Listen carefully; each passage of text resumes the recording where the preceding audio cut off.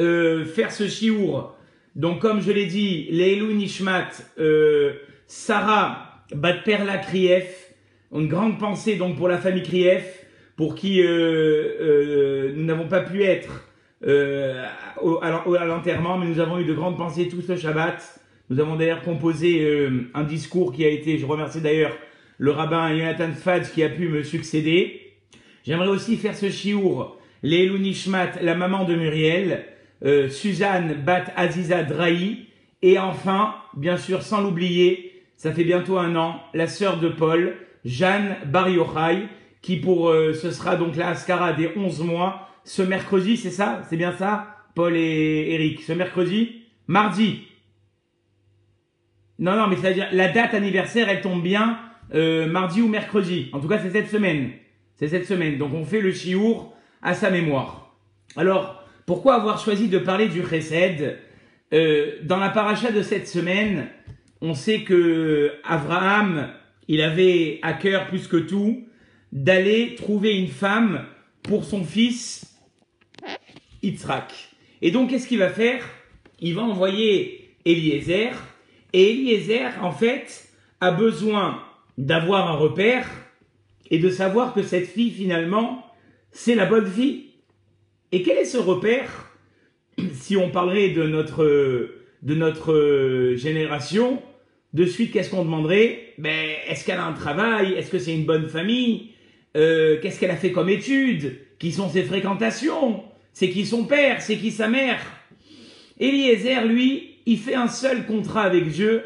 Il dit voilà, moi mon repère, c'est celle qui va se trouver devant un puits, qui va me proposer à boire, qui va me donner à boire à mes chameaux. C'est elle, Ota Ocharta.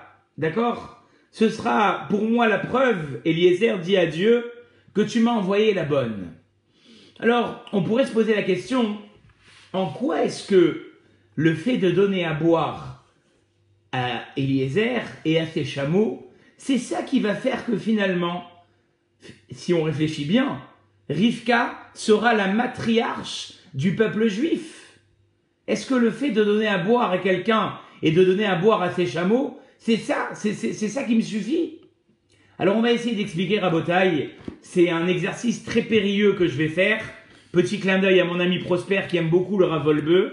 Je vais essayer de vous résumer ici une série de 12 cours que j'ai donnés justement pour répondre à cette question. Alors pas forcément à cette question, mais expliquer de façon générale pourquoi la charité dans le peuple juif, elle est un emblème qui est magnifique. Et il n'y a qu'à voir, j'aime toujours le mentionner, je parle avec la permission de Monsieur Lévy, notre président, qui connaît les œuvres du consistoire. Je vous ai pas laissé parler, Monsieur Lévy, ce soir, parce qu'on doit faire vite pour le match. Sinon, je vous aurais laissé dire quelques mots au moins avant le début du match. Mais ce soir, on est en rapide. Vous êtes d'accord avec moi, hein? Excusez-moi. Mais en tout cas, voilà. Je sais que le consistoire, il œuvre intensivement pour que les démunis de notre communauté, chaque Shabbat, ils aient aussi de quoi manger. En Israël, quand vous prenez le bottin, vous voyez des pages et des pages et des pages d'organismes qui eux aussi s'évertuent à ce que chacun n'ait besoin de rien. On appelle ça des gmachim. Gmachim, c'est l'acrostiste en fait de gmilut chassadim. D'accord? C'est-à-dire donner de façon franche. En Israël, dans tous les domaines, il y a des gens qui donnent de façon franche. Dans le domaine des voitures, dans le domaine du médical, dans le domaine de la pouponnerie, tu as besoin d'un biberon, tu as besoin de couches, tu as besoin d'une plata pour Shabbat, tu as besoin d'un Sefer Torah, que Dieu nous en préserve. Dans des moments difficiles, on va t'amener un Sefer Torah. Il y a des gmachim de tout. Donc c'est bien le titre de ce cours. Et comme Prosper vient d'arriver, je le redis, petit clin d'œil à Prosper, c'est un cours du Rav Wolbe sur l'importance du don. Pourquoi c'est tellement important dans l'histoire de la Torah? Alors, on va commencer par le début, très rapidement. Je vous ai dit, c'est un exercice périlleux parce que c'est 12 cours qu'on va concentrer en un cours en ramenant les points essentiels. Chava, vous savez que Chava, elle, pourquoi elle était intéressée d'écouter le conseil du serpent? Le Rav Wolbe va nous dire, parce que dans son état d'esprit, elle voulait atteindre de nombreux mondes. Ça ne lui suffisait pas d'atteindre le monde dans lequel elle avait été créée. Elle voulait Le but était spirituel. C'était pas simplement d'écouter le serpent. D'accord? Ah, tu étais déjà là, Prosper. Ok, très bien. Alors, le but, en fait, c'était de pouvoir créer d'autres mondes, des divers mondes. Or, dira le Rav Wolbe, écoutez bien ça, si on veut avoir un capital au niveau de notre spiritualité, il faut faire du chesed, il faut faire de la charité. Et on va voir, j'espère qu'on aura le temps de pouvoir tout développer, que la charité, elle a je ne sais pas combien de facettes. Et d'ailleurs, le Passouk nous dit « Olam chesed ibané ». Le monde, il tient grâce à la bonté qu'on fait. D'ailleurs, dans Avot, c'est écrit, dans le Maxime des Pères, « Al shlosha devarim haolam omed ». Le monde, il tient sur 3 choses. À la Torah, on l'a expliqué de nombreuses fois, quelqu'un qui étudie la Torah, c'est finalement le remède de tout ce qu'il a besoin. À la Avoda, sur la prière, et c'était le cours de la semaine dernière, l'importance de la prière. Et cette semaine, eh bien, on va parler de Gmilut Rasadim. Construire des mondes, c'est faire de la charité. C'est remonter le moral, par exemple. Alors oui, les Nishmat, on l'a dit. Simone Aziza, Bat Suzanne Drahi, on l'a dit tout à l'heure. Oui, merci Prosper. Alors, la première charité, c'est remonter le moral à celui qui ne l'a pas, par exemple de façon financière. Et il y a un verset dans le Deutéronome, d'accord, qui nous dit la chose suivante. Ki patoar tiftach et yadecha. Ouvrir, tu ouvriras ta main. Ve'ha'avet et prêter, ta'avitenu, tu lui prêteras. Marcero, asher yirsar lo. Ce dont il lui manque. Alors déjà, je comprends pas. Si j'ouvre la main à quelqu'un, vous concevez avec moi que c'est pour lui faire un don. Alors pourquoi on parle de prêt? Si je dois donner de l'argent à quelqu'un, c'est pour lui donner sans qu'il me le rende en retour. Pourquoi la Torah d'un côté, vous entendez la question, monsieur Lévy, d'un côté on dit ouvrir la main, et de l'autre côté on nous dit non, il faut que tu lui fasses un prêt. Alors Rachid dit quelque chose d'exceptionnel. Si la personne qui est en face de toi, elle a besoin de sentir, écoutez c'est très fin, que ce que tu es en train de lui donner, c'est pas simplement un don, mais c'est simplement un prêt. C'est-à-dire qu'elle a besoin de se sentir encore avec un certain respect, de ne pas être au niveau le plus bas, d'être nécessiteux vis-à-vis des autres. Alors Rachid dit, eh ben, fais-lui un prêt. Dis-lui, tu sais quoi, aujourd'hui tu n'as pas les moyens, un jour ou l'autre tu me le rendras. Donc là on voit déjà un premier paramètre de la tzedaka. La tzedaka, c'est pas uniquement de donner de l'argent, mais c'est redonner l'honneur à celui qui l'a perdu. Et Rachid va nous sidérer, très chers amis. Rachid va nous dire, Asher yersar lo, tu dois lui donner, rappelez-vous ce qu'a dit le verset, tu dois lui donner ce qui lui manque. Alors toi tu aurais dit, qu'est-ce qui lui manque? Ben je sais pas moi, des courses pour Shabbat, un chauffage pour l'hiver, une couette pour se couvrir.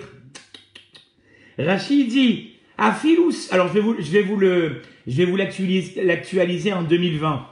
Afilou sous l'irkov alav, même s'il a besoin d'une BMW et ve'eved la route lefanav et des femmes de ménage ou des intendants dans la maison, donne-lui ça.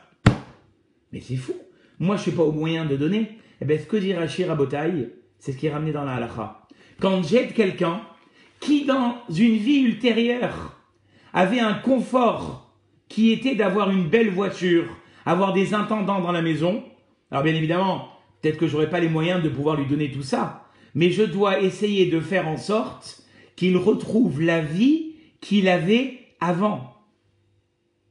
Et alors là, ça devient très dur. Parce que des fois, il est évident que, et c'est le Rav Wolbe qui va l'expliquer plus loin, c'est sûr que c'est difficile de secourir quelqu'un. De surplus, quand on est en train de dire ici qu'il faut lui donner le standing de vie qu'il avait avant. Bien dit le Rav, c'est ça le vrai chesed. Le vrai chesed, et on va le voir plus tard, c'est pas comme je l'entends moi-même, c'est pas comme je crois l'entendre pour les besoins de la personne qui est en face de moi, d'accord? C'est retrouver les besoins qu'une personne a. Et ça, on a beaucoup de mal.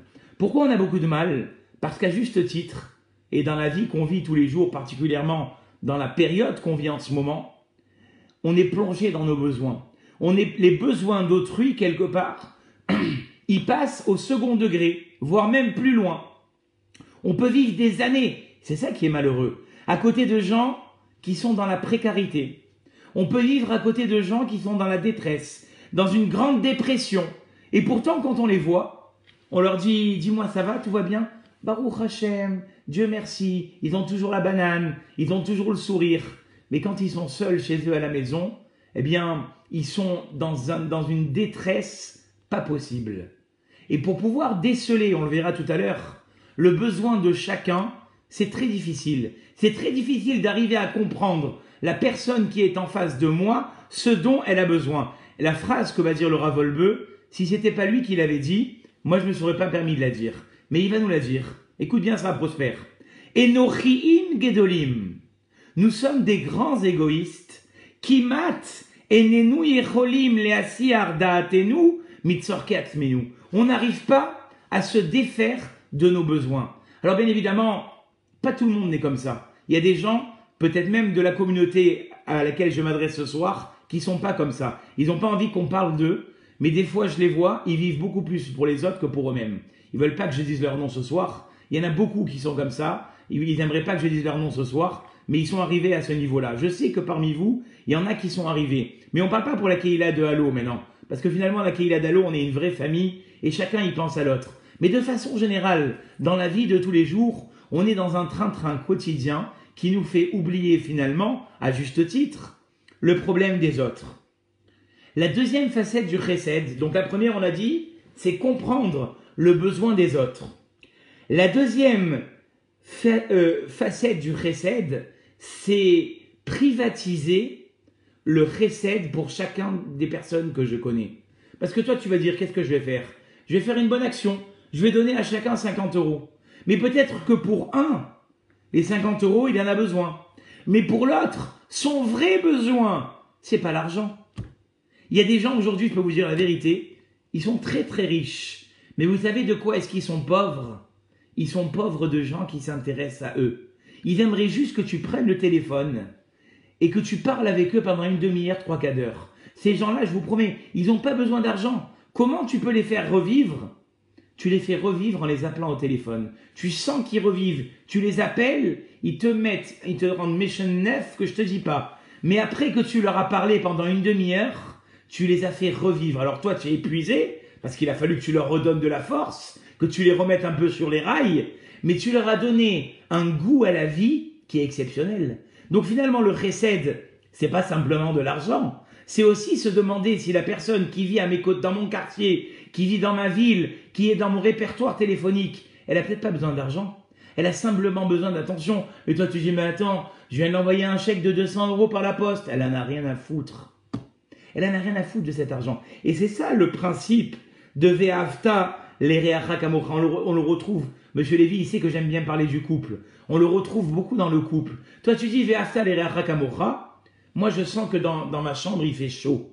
Je vais ouvrir la fenêtre parce que j'aime ma femme. Mais elle, c'est un glaçon. Elle est en train de grelotter sur la couette. Toi, tu dis Ve'afta l'ereacha kamocha. Je vais l'ouvrir la fenêtre, elle va se sentir bien.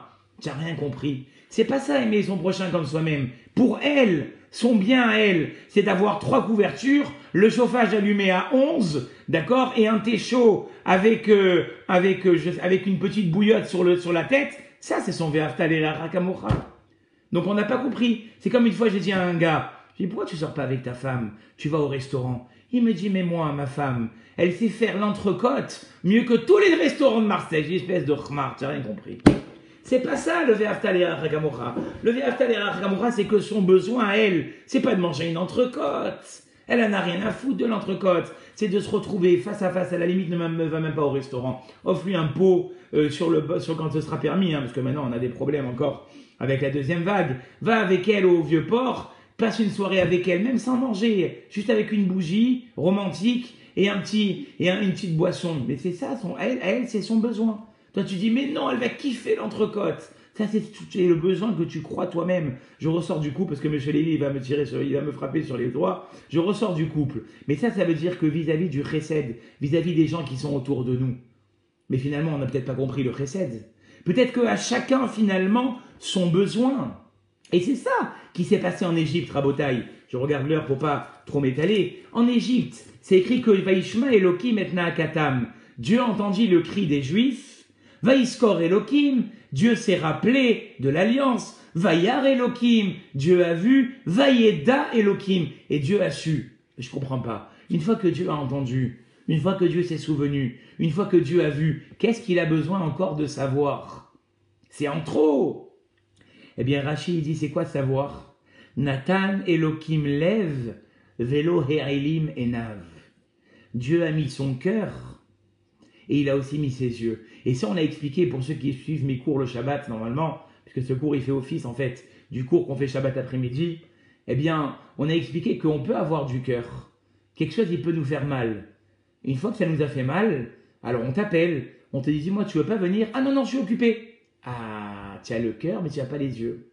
Ou alors, d'accord, tu vois qu'il y a quelqu'un qui souffre, tu le vois, il te raconte ses problèmes, il t'incite à l'aider. Toi, tu fais rien. Ça, c'est avoir les yeux, ne pas avoir le cœur. Akadosh Baoru, c'est quoi Vayeda Elohim? Dieu a su, c'est-à-dire que Dieu, non seulement s'est intéressé au peuple juif, mais il a connu leurs besoins. Donc ça, c'est la troisième facette du Chesed Rabotaï. Il ne suffit pas d'avoir de la peine, mais il faut chercher à comprendre le besoin de la personne qui me fait face.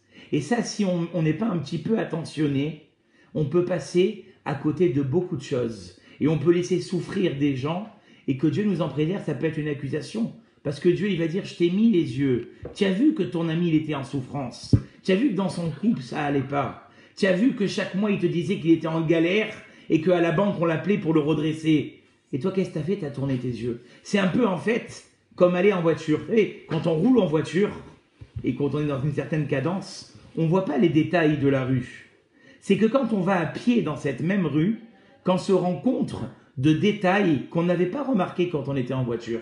Ça veut dire que quoi? Ça veut dire que des fois, il faut aller doucement. Et quand je vais doucement, quand je prends le temps de voir les choses, eh bien, je me rends compte, finalement, que je suis passé à côté de choses qui étaient très importantes. Alors, comment on arrive à cette... C'est joli tout ça. C'est très fédérateur, ce que je suis en train de dire. Mais concrètement, comment on arrive à cette attention?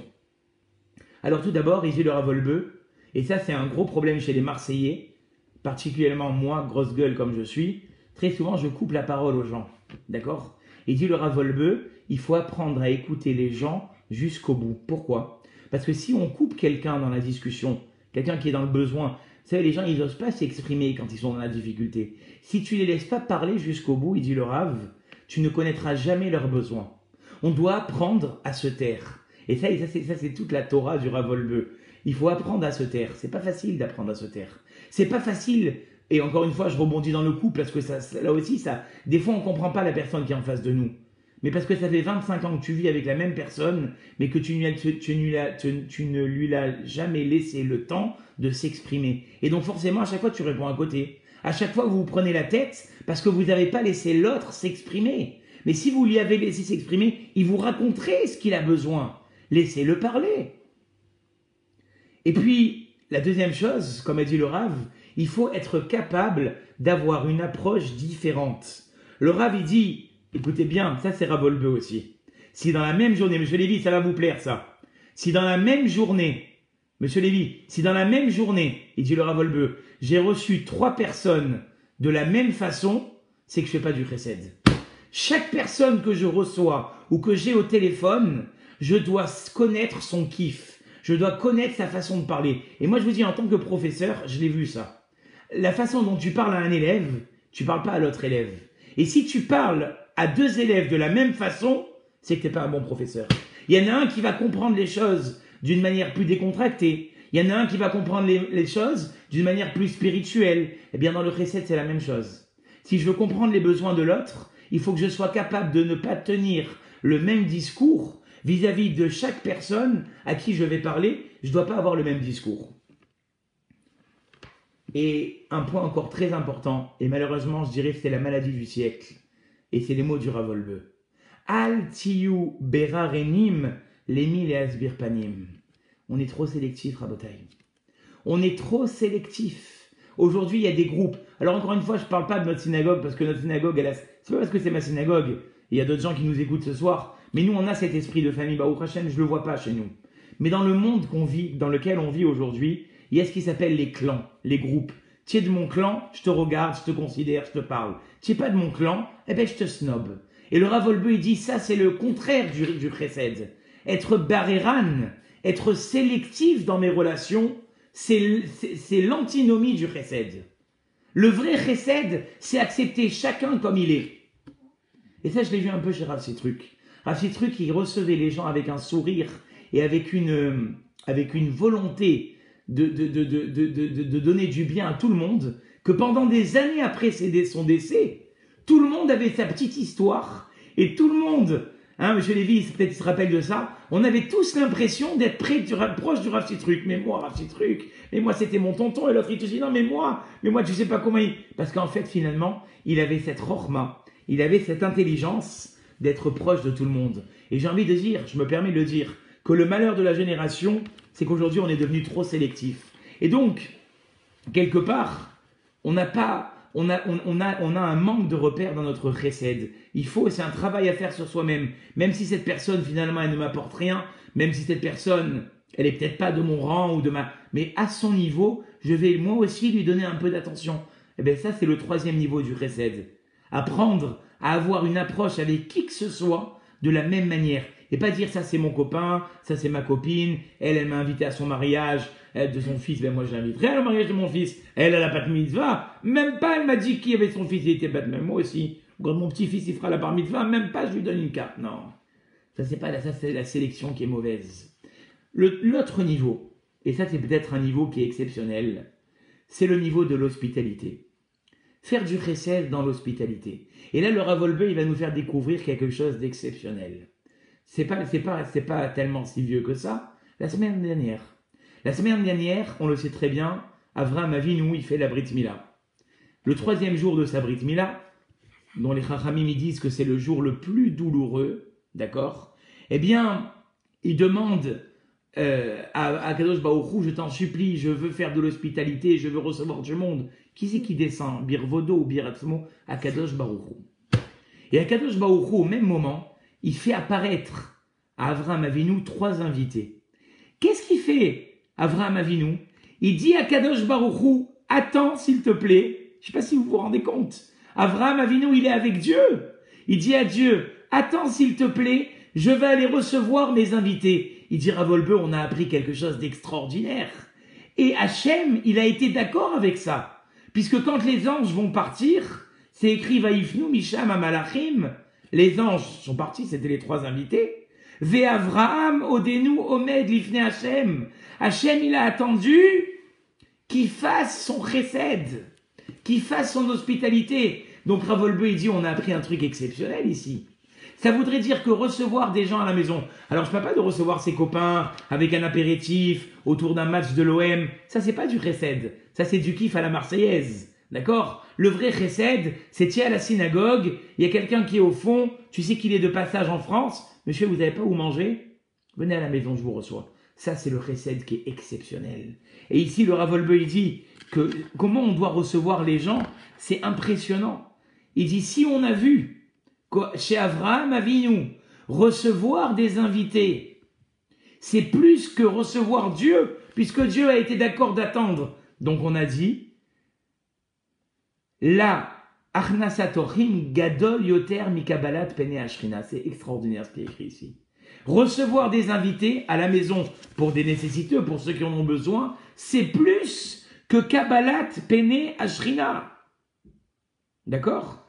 Donc nous, on doit apprendre. Et ici, le Rav Wolbe, si j'avais le temps de tout vous montrer, il dit que s'ils viennent, il ramène le Rabbeinu Yonah qui dit, si des invités viennent à ta maison, tu dois les rentrer avec joie. Parce que des fois, tu vois les invités arriver, non, j'ai pas les nerfs, je voulais faire une sieste, jusqu'à quelle heure ils vont rester, cassement de tête, et puis j'ai pas assez servi, qu'est-ce que j'ai au frigidaire, j'ai rien, comme ça tu me les amènes, sans me prévenir, c'est quoi ces histoires, ne me refais plus jamais ça, toi tu sais plus où te mettre, t'es dans tes petites pantoufles, mais tu dis, mais moi je voulais faire plaisir, alors je parle autant les hommes, autant les femmes, ta femme elle te ramène des invités, ou toi tu lui ramènes des invités, qu'est-ce que tu as fait de ramener des invités, mais moi je voulais faire plaisir, d'accord? Elle te dit, ta femme, moi je voulais lui faire plaisir, je t'ai ramené il y avait des jeunes filles, elles n'avaient pas où aller, je les ai ramenées. Ou ton mari te dit, moi je voulais leur faire plaisir, il était à la synagogue tout seul. Il dit, non, tu dois les recevoir avec la banane, avec le sourire jusqu'en haut, et tu dois leur amener à manger, non pas de ce que tu as des restes du frigidaire, tu dois leur amener comme Avraham Avinu,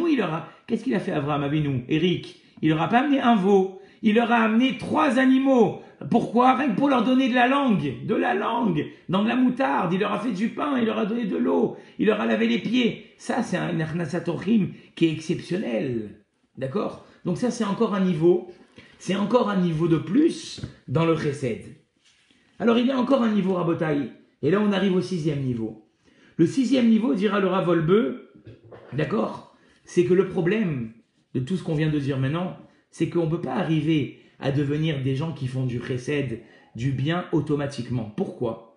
Parce que le Rav Wolbe, il a tout un exposé pour expliquer que l'homme, c'est un rebelle. Très souvent, on s'inquiète de nous-mêmes. On sent que la religion, ça ne nous touche pas trop. On sent que ce qu'on fait, on le fait, mais pas avec... on kiffe pas ce qu'on fait. Il dit, le Rav, c'est normal. Si vous kiffez pas ce que vous faites, c'est parce que vous avez été trop vite. Et la preuve qu'il ramène, qui est très connue, eh bien, c'est la preuve de Adam et Ève. D'accord? Pourquoi, il a dit le Rav Wolbe, Adam et Chava, ils ont fauté. Pourquoi ils ont fauté? Parce qu'ils n'avaient pas fait ce que Dieu leur avait demandé. Comment? Dieu leur avait simplement demandé de manger de tous les arbres du Gan Eden, sauf un seul. Qu'a rajouté Avraham et Chava? Avraham, il avait dit à Chava, ne le touche pas. Il dit le Rav Wolbe, en ayant dit ça, en ayant rajouté quelque chose qui était en plus, l'esprit de rébellion s'est révélé et le serpent a pu les faire fauter et ils ont pu en manger. Donc il dit le Rav, qu'est-ce qu'on a appris de là? Que si dans le judaïsme, on va trop vite, on a envie très vite de devenir des gens qui peut-être, on n'est pas ces gens-là, eh bien ce qui va se passer, c'est que la rébellion va se révéler. Donc forcément ici aussi, si du jour au lendemain, j'ai envie de devenir quelqu'un qui va faire beaucoup de chesed, quelqu'un qui va devenir très donnant pour les autres, mais il tiendra jamais.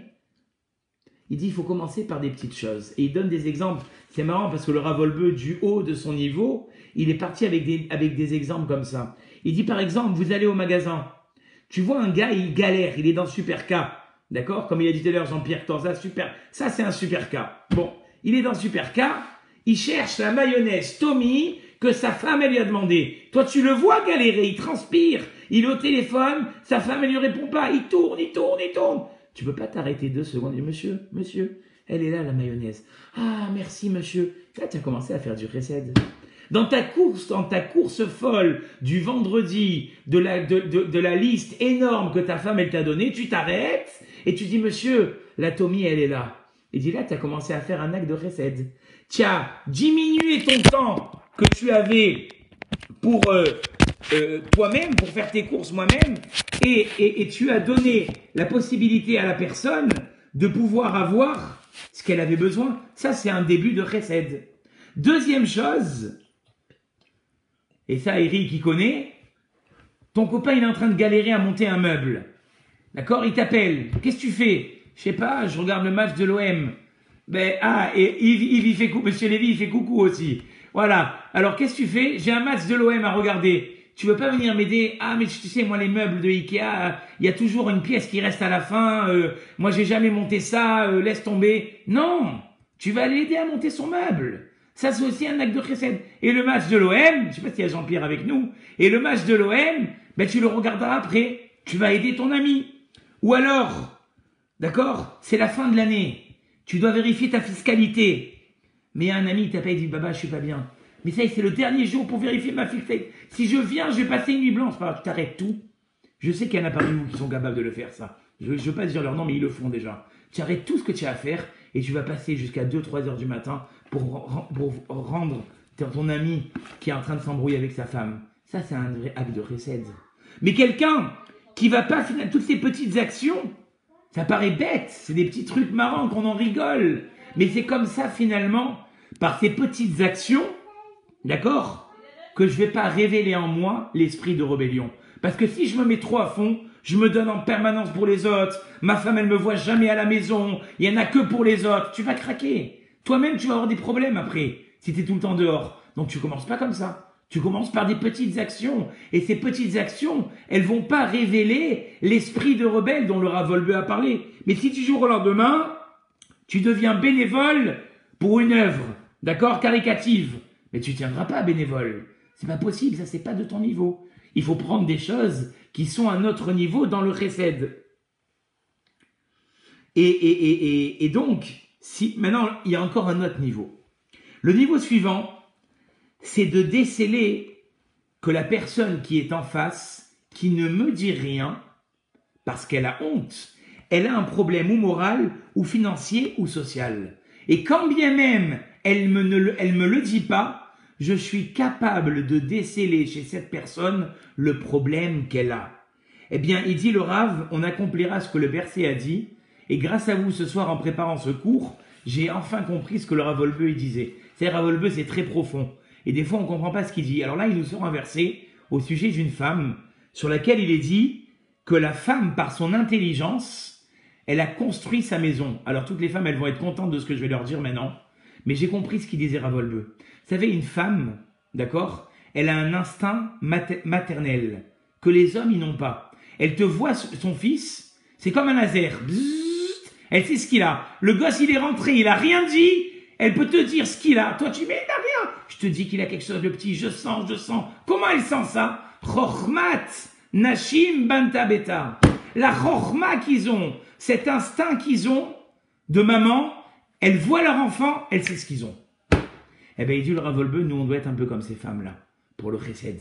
On doit voir nos amis qui sont autour de nous, et on doit avoir cet instinct maternel. Alors, on n'est pas des femmes, mais au niveau du chesed, on devrait avoir cet instinct maternel qui va faire que je suis capable de sentir comme une maman. Alors, c'est pas mon fils, mais c'est tellement mon ami, d'accord? Je l'aime tellement que je sais ce qu'il a besoin. Et je vais vous dire, c'est comme dans le milieu médical, il y a des patients, et ceux qui sont dans le milieu médical, je salue ici la famille Jamais, la famille Krief, des fois les patients, ils n'osent pas dire qu'ils ont quelque chose.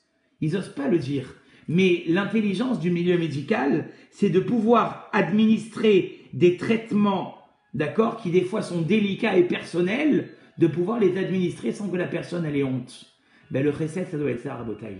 La charité, l'aide que je fais aux autres, elle doit être dans ce même état d'esprit, de servir la personne qui est en face de moi, de lui donner ce qu'elle a besoin sans qu'elle ait honte.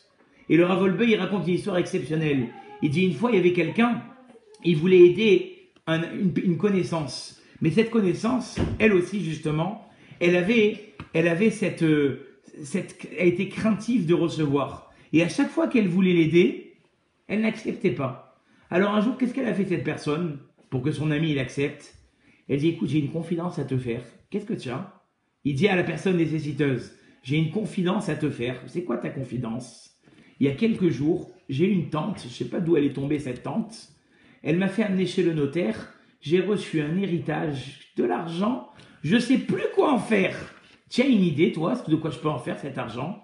Alors l'autre, qu'est-ce qu'il lui a dit? Ben donne-moi-en un peu. Ah ben alors, ok, je vais t'en donner, tu parles. Il dit le Rav Wolbe, il n'y avait aucun héritage, il n'y avait rien du tout. Mais qu'est-ce qu'elle est arrivée à faire, cette personne? Elle est arrivée délicatement à donner de l'argent à l'autre sans qu'il ait cette honte. Ça, c'est encore un niveau de chesed. S'arranger, d'accord? S'arranger à faire du chesed sans que l'autre il ait honte. Niveau 8, il y a un verset dans Micha, d'accord, dans la Bible, qui dit la chose suivante. Il dit Lecha Matov. Je vais te dire ce qui est bien. Uma Hashem Doresh Mimecha. Et qu'est-ce que Dieu te demande? Ki im ha'avat chesed. Dieu, il te demande d'aimer à faire le chesed. Il dit le Rav Wolbe, ça c'est encore un niveau. Est-ce qu'on aime donner aux autres? Dans le judaïsme, de façon générale, d'accord? Eh bien, on doit pouvoir faire ce qu'on fait, mais avec un certain plaisir. Et on en a parlé ce matin dans le discours de ce matin à la synagogue. Le pire, que le Yetzer Hara il peut nous faire, le mauvais penchant il peut nous faire, c'est le regret. Parce que normalement, toutes les mitzvot qu'une personne elle fait, c'est pas censé être annulé de elle. Je vous explique. Si une personne elle a fait des mitzvot, des bonnes actions, Dieu il doit la récompenser. Mais d'un autre côté, elle fait des avérotes, d'accord, elle fait des mauvaises actions. Donc toi tu te dis, par la gravité de mes mauvaises actions, ça m'a annulé toutes mes bonnes actions. C'est faux. C'est faux. Les Chachamim ils disent, les mauvaises actions, ben, tu vas devoir passer à la caisse, la douloureuse. Mais les bonnes actions, Dieu, il te payera ce que tu as fait. Et ils disent, les Chachamim, mais par contre, il y a une seule manière par laquelle on peut perdre ce qu'on a fait, c'est le regret. Quelqu'un qui regrette ce qu'il a fait, ça, Dieu, il enlève le salaire. Et d'où ils savent ça, les rabbanim? Ben, les rabbanim, ils ont fait un calcul. Comment on fait teshuva? Vous vous êtes demandé une fois comment on fait teshuva? Il y a 3 étapes. La première, c'est dire devant Dieu, j'ai fauté. La deuxième, c'est dire à Dieu, je regrette. Eh bien, les Chachamim, ils ont dit, si on voit que le regret, il a une force d'annuler les avérotes, donc de faire teshuva, eh bien, le regret, il a une force aussi, c'est fort ce que j'ai en train de vous dire, le regret, il a une force aussi de pouvoir annuler les mitzvot que j'ai faites dans ma vie.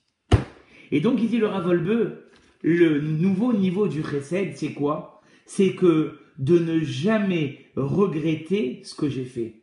D'aimer faire. Et il dit le Rav, c'est un principe finalement dans le judaïsme en général. Si pour toi, prier, ça te barbe, ça paraît archaïque, ça sert à rien. Si pour toi, faire Shabbat, ça te pompe. Si pour toi, manger kasher, tu en as ras-le-bol, c'est que tu es à côté de la plaque. Il dit le Rav Wolbe, et ça paraît antinomique. Quand tu fais ton judaïsme, tu dois kiffer. Si tu n'as pas un certain plaisir de faire Shabbat, si tu n'as pas un certain plaisir de manger kasher, si tu n'as pas un certain plaisir de prier, laisse tomber. C'est que c'est pas du bon judaïsme. Je te dis la vérité. Il dit le Rav, si tu fais ça par obligation, d'accord? Eh bien ça, c'est pas bon. C'est pas bon. Eh bien le chesed, ça doit être la même chose. On doit avoir envie de le faire. Si on n'a pas envie de le faire, si on n'a pas envie d'aider les gens qui nous entourent, on n'y arrivera jamais. Il y a une histoire qui est formidable à Botaï. Il y avait un monsieur, il était très pauvre. Très pauvre. Qu'est-ce qu'il a fait? Il est parti voir son Rav et il a dit à son Rav, Rabbi, faites-moi une bénédiction que j'ai des pesetos. Il a dit, moi je veux bien te faire une bénédiction, mais tu tiendras pas. Il a dit, quoi, je tiendrai pas quoi? Donnez-moi, vous allez voir, je vais tenir. Ok. Il a fait la bracha, effectivement, le monsieur, petit à petit, il a commencé à exploser dans ses affaires. Il a réussi. Et très vite, c'est arrivé aux oreilles du Rav que ce monsieur était devenu une barre. Même la barre de fer à côté, c'est moins dur que lui. Une barre comme il faut, quoi. Il a dit, dites à ce monsieur que je veux venir le voir à la maison. Il est venu voir à la maison, ça va vous plaire cette histoire. Et le Rav, il est venu voir donc le monsieur à la maison, il s'est assis dans le salon. L'autre, il a commencé à transpirer parce qu'il s'est rappelé de sa promesse. Il avait dit qu'il tiendrait le coup, qu'en étant riche, il serait toujours le même, et il serait toujours bon. Et il a commencé à transpirer quand il a vu le Rav. Le Rav, il a posé une seule question. Il a dit, dis-moi, ça va te plaire ça, Eric, dis-moi la différence entre la vitre de ta fenêtre et la vitre de ta glace, là où tu te regardes. Il a dit, je sais pas, ça c'est une fenêtre, une vitre qui fait rentrer le soleil, et ça c'est une glace où je me regarde. Il a dit, écoutez bien ce qu'il a dit le Rav. Il lui a dit, la vitre, tu sais pourquoi tu arrives à voir à travers? Parce qu'il n'y a pas un papier d'argent qui est mis au fond, et donc tu peux voir à travers. Tandis que la glace, derrière la glace, il y a un papier d'argent. Et l'argent, ce papier d'argent, il t'empêche de voir à l'extérieur. Il a dit, c'est ça le problème de l'argent, mon fils. Tant que tu n'avais pas d'argent, tu étais capable de voir autour de toi. Tu étais capable de voir le besoin des autres. À la limite, tu les comprenais. Mais le jour où l'argent, elle est venue chez toi, eh bien, c'est un petit peu comme cette glace qui finalement ne te permet plus de regarder à l'extérieur, mais elle te permet simplement de te voir à toi-même. Eh bien, c'est ça la force du chesed. Le niveau ici du chesed qu'on est en train de dire, D'accord? C'est qu'on est capable de le faire en kiffant le faire. Je vais passer ma journée à appeler des gens. Parce que ne croyez pas, moi j'ai centralisé ce soir mon discours sur le PCTOS. Mais je l'ai dit en début du cours, si vous l'avez bien retenu. Il y a des gens pour qui faire du chesed avec eux, Rabotaï, c'est pas de leur donner de l'argent. C'est de les appeler. Moi je vous dis, en étant rabbin, comme j'ai dit cet après-midi, je vois des dossiers, des vertes et des pas mûres. Mais des fois j'appelle des gens, rien que de les appeler, je les change. Et c'est pas moi parce que je suis rabbin, la barbe et les machins. N'importe qui, vous prenez un téléphone, vous appelez, vous allez voir, il y a des gens, vous connaissez tous des gens qui sont un peu esselés. Vous les appelez, vous les faites revivre. Ça aussi, c'est du chesed. On peut faire du chesed par téléphone, Rabotaï. Moi, j'ai fait, vous avez peut-être vu passer sur les réseaux sociaux une campagne pour quelqu'un qui était à la rue, que par téléphone. Baruch Hashem, on est arrivé à le reloger, au moins pour maintenant, que par téléphone. Donc, on peut faire du chesed par téléphone. On n'a pas besoin, même avec le Covid, on peut encore faire du chesed. Et surtout, je vais vous dire ce qui est bien aussi, c'est qu'il y a un effet boomerang. Quand je fais du chesed, je donne envie aux autres d'en faire. Il y avait une fois un monsieur qui était assez religieux, mais qui vivait dans un endroit qui n'était pas du tout orthodoxe. D'accord? Et un jour, il s'est avéré qu'un voisin à lui, il a commencé à se rapprocher de la Torah. Et un jour, il a fait une confidence, ce monsieur qui s'était rapproché de la Torah. Il a dit, tu sais pourquoi j'ai eu envie de me rapprocher de la Torah? Parce qu'ici, on est 27 habitants dans ce bâtiment. Tu es le seul qui, le matin, quand il sort, bonjour monsieur, comment allez-vous monsieur? Et le soir, quand tu reviens, passez une bonne soirée monsieur. Et je me suis dit, si finalement, la Torah, elle t'a apporté ça. La Torah, elle t'a donné la possibilité d'avoir autant de politesse, autant d'amabilité. J'ai envie de connaître un petit peu plus de Torah. Donc j'ai envie de me rapprocher, donc je vais me rapprocher. Donc finalement, quand je fais du chesed, ben je donne aussi aux autres envie d'en faire. Et c'est ça qu'on dit au Olam Chesed Libanais. Par mon chesed, je vais créer un monde qui finalement va donner aux autres l'envie de faire du chesed. Maintenant, on va passer au 9e niveau, Rabotaï. Le 9e niveau, il s'agit là aussi de faire du chesed, c'est de juger la personne qui est en face favorablement. Je vous donne un exemple. Vous avez envoyé un SMS à une copine. Une semaine, elle t'a pas répondu. Toi, tu sais sûr, elle me fait la gueule. J'en étais certain. T'as fait de même à la synagogue. J'ai vu comment elle me parle. Elle me dit bah bonjour. Et là maintenant, elle me répond pas au SMS. 2 semaines plus tard, elle te voit. Elle dit ma chérie, je viens de voir ton message. Je m'étais pas rendu compte. Il est passé entre les lignes. Ah mais moi je croyais que tu me faisais la tête. Ben ouais, mais il fallait bien la juger. Il dit le Rav Wolbe, un nouveau aspect du chesed, c'est de prendre la personne qui est en face de toi et de bien la juger. Ça prouve que tu l'aimes. Il a dit, tu veux que je te ramène une preuve? Vous voulez que je vous ramène une preuve? Il a dit, regardez, vous perdez votre Rolex. Bon, c'est pas une Rolex, hein. C'est une Festina à 60 €, je vous rassure. Mais vous perdez votre Rolex, d'accord? Et que vous êtes comme des malades. Tu ouvres le tiroir, tu cherches. Ta femme, elle te voit faire, hein. Tu ouvres les armoires. Alors, surtout, nous, on devient fou quand on perd quelque chose. Et tu joues, allez, maman, allez, maman, allez, maman. Et ta femme, elle te revoit réouvrir le même tiroir. Tu me dis, tu es déjà venu ici, c'est pas grave, j'adore cette montre. Ah. Ça veut dire que quand tu aimes quelque chose, tu es prêt à réouvrir le même tiroir pour voir si éventuellement tu n'as pas lancé ta main jusqu'au fond. Donc il dit le Rav, jugez du bon côté. Une personne qui n'a pas répondu à ton SMS, une personne qui dans la rue ne t'a pas fait un sourire, une personne qui par erreur ne t'a pas invité au mariage de sa fille. Mais ça aussi c'est du chesed. Si tu l'aimes un tant soit peu, sois capable de la juger du bon côté. Peut-être que tout simplement, elle n'a pas vu. Elle s'est pas rendue compte. Donc il dit le Rav, finalement, la juger du bon côté, d'accord? Mais c'est faire du chesed avec elle.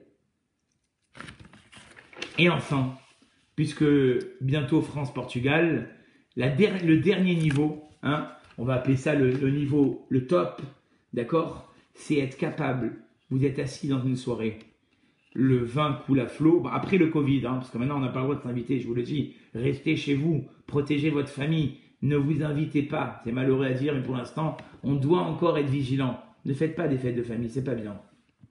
Mais après, quand on refera, on ira tous chez Jean-Pierre ou chez Eric ou ceux qui veulent nous inviter pour un... Et alors on commence à parler et tout ça. Et il y en a un, il te lance un lachonara. Vous savez ce que c'est lachonara? Une histoire croustillante comme jamais t'as entendu. Il dit le Rav Wolbe, si à ce moment-là tu es capable de dire au gars, stop, je veux pas entendre du mal. Ça me fait de la peine d'entendre du mal cette personne. tu as fait l'ultime chesed. C'est-à-dire que c'est un niveau